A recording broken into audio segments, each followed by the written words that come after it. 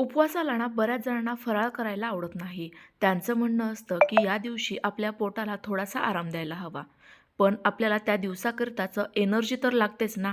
म्हणूनच तर दिवसभर अजिबात भूक न लागण्याकरिता आणि त्यासोबत शरीराची पूर्णतः ऊर्जा रिकव्हर करण्याकरिता, शरीराला थंडावा देण्याकरिता खूप असं पौष्टिक पेय ते म्हणजे बनाना ड्रायफ्रूट मिल्कशेक. यामध्ये जराही साखर, गूळ वापरलेलं नसल्यामुळे नक्कीच हे डायबिटीज असणारे पेशंट देखील घेऊ शकता. नमस्कार, मी तेजश्री पुन्हा एकदा तुम्हा सर्वांचं मनापासून स्वागत करते. चला तर मग लगेचच शरीराला थंडावा देणाऱ्या आणि भरपूर साऱ्या ऊर्जा देणाऱ्या या पौष्टिक रेसिपीला सुरुवात करूया.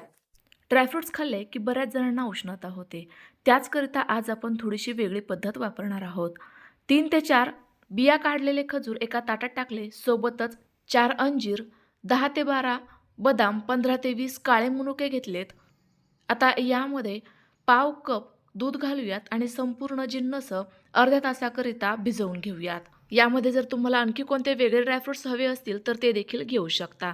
लवकरच आता महाशिवरात्री येते आणि त्याचसोबत रमजानचा महिनाही सुरू झालेला आहे. तर या उपवासांकरिता तुम्ही हे मिल्कशेक नक्की ट्राय करून घेऊ शकता.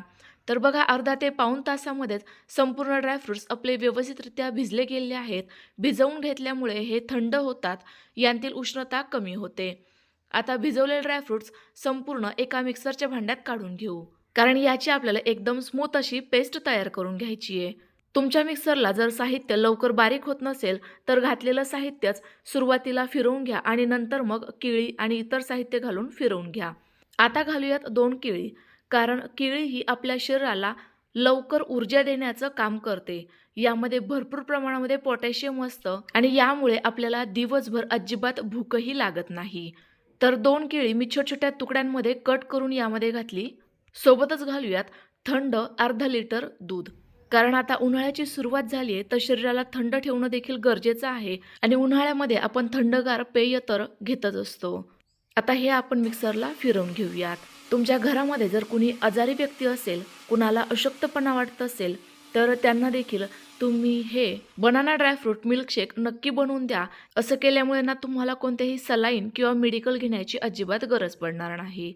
तयार झालेलं मिल्कशेक साधारणतः 4 ते 5 व्यक्तींना तुम्ही सर्व्ह करू शकता. छोटासा एक ग्लासभर हे मिल्कशेक जर पिलं ना तर दिवसभर अजिबात भूक लागत नाही आणि त्यासोबत शरीराचा थकवा, एनर्जी देखील व्यवस्थित आणि पटकन भरून निघते. तर तुम्ही आजची ही रेसिपी कधी ट्राय करताय कमेंट्स करून नक्की कळवा. रेसिपी आवडल्यास लाईक करा आणि शेअर करा. अशाच नवनवीन रेसिपीज करता खाद्यप्रेमी पेजला नक्की फॉलो करा. Bye bye.